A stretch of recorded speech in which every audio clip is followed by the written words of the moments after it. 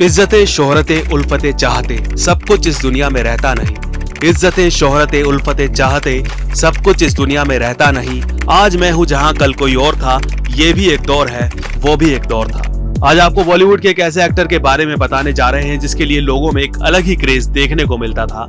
लड़कियां जिनकी सफेद गाड़ी को चूम कर अपनी लिपस्टिक से लाल और गुलाबी कर दिया करती थी, जिनकी एक झलक पाने के लिए लोग बेताब रहते थे।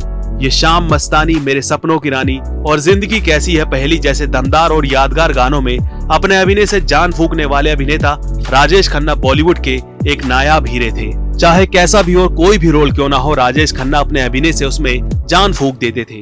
उनकी इसी खासियत ने उन्हें बॉलीवुड का पहला सुपरस्टार बना दिया था।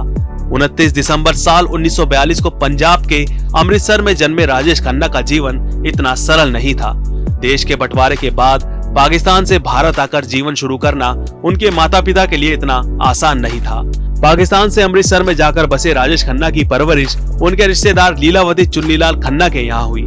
राजेश खन्ना को गोद लेने के बाद उनके बचपन और वास्तविक नाम जतिन को बदलकर राजेश खन्ना कर दिया गया था। मुंबई के सेंट सेबेस्टियन हाई स्कूल से पढ़ाई के दौरान ही उनकी मुलाकात रवि कपूर से हुई थी, जिन्हें आज अभिनेता जितेंद्र के नाम से जाना जाता है। खन्ना साहब को पढ़ाई के अलावा अभिनय करने का भी शौक था, जिसके लिए उन्होंने थिएटर भी ज्वाइन किया। इसी के साथ फिल्मों में रोल पाने के लिए वह रोज सुबह स्टूडियो के चक्कर लगाया करते थे। आखिरकार कड़ी मेहनत और लगन के चलते उन्हें साल 1966 में पहली बार किसी फिल्म में बतौर एक्टर काम करने का मौका मिला। ये फिल्म थी आखिरी खत। इस फिल्म को साइन करने के वक्त राजेश खन्ना की उम्र महज 23 साल थी।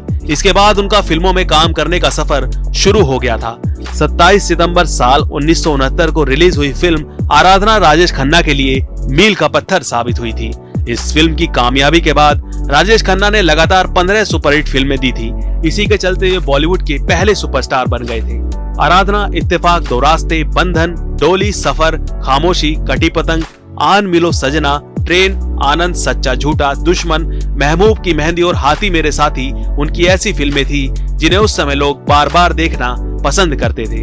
फैशन डिजाइनर और एक्ट्रेस अंजू महेंद्रू के साथ राजेश खन्ना का लव अफेयर काफी चर्चा में रहा था। इसके बाद उनकी लाइफ में एक्ट्रेस डिम्पल कपाड़िया की एंट्री हुई थी।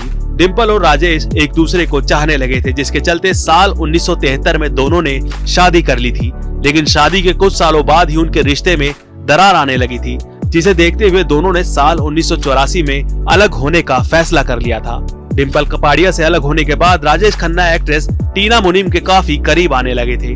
उनका अफेयर टीना मुनीम के विदेश चले जाने के बाद भी चलता रहा, लेकिन जल्द ही इस रिश्ते ने भी टूटना मुनासिब समझा और दोनों एक दूसरे से अलग हो गए। टूटे दिल के साथ राजेश खन्ना शराब के अंधेरे कुएं में जाने लगे थे। उनकी यह हालत देख पत्नी डिम्पल कपाड़िया पर रहा नहीं गया और दोनों दोबारा साल 1992 में साथ रहने लगे। राजेश खन्ना ने एक ऐसा स्टारडम देखा और जिया था जो कम ही अभिनेताओं को मिल पाता है, लेकिन अंतिम दिन उनके कुछ अच्छे नहीं गुजरे थे। बदलते वक्त और उम्र होने के साथ राजेश खन्ना पुराने दौर से बाहर नहीं निकल पा रहे थे। वो अपने स्टारडम के दिनों को याद करते हुए उन्हीं में खोए रहते थे। ज्यादा शराब पीने के चलते उनकी हालत पहले से कहीं ज्यादा खराब रहने लगी थी। बिगड़े स्वास्थ्य के चलते उन्हें कई बार मुंबई के लीलावती अस्पताल में भर्ती कराया गया, लेकिन कुछ दिनों तक ठीक रहने के बाद उनकी हालत में कुछ ज्यादा सुधार नहीं हो पा रहा था। आखिरकार 18 जुलाई साल 2012 में बॉलीवुड के इस पहले सुपरस्टार ने इस दुनिया से रुखसती ली और हमेशा हमेशा के लिए इस दुनिया को अलविदा कह दिया था। आज राजेश खन्ना भले ही इस दुनिया में ना हो, लेकिन उनकी कुछ यादगार फिल्में और डायलॉग आज भी हमारे बीच मौजूद हैं। आनंद मरा नहीं, आनंद मरते नहीं।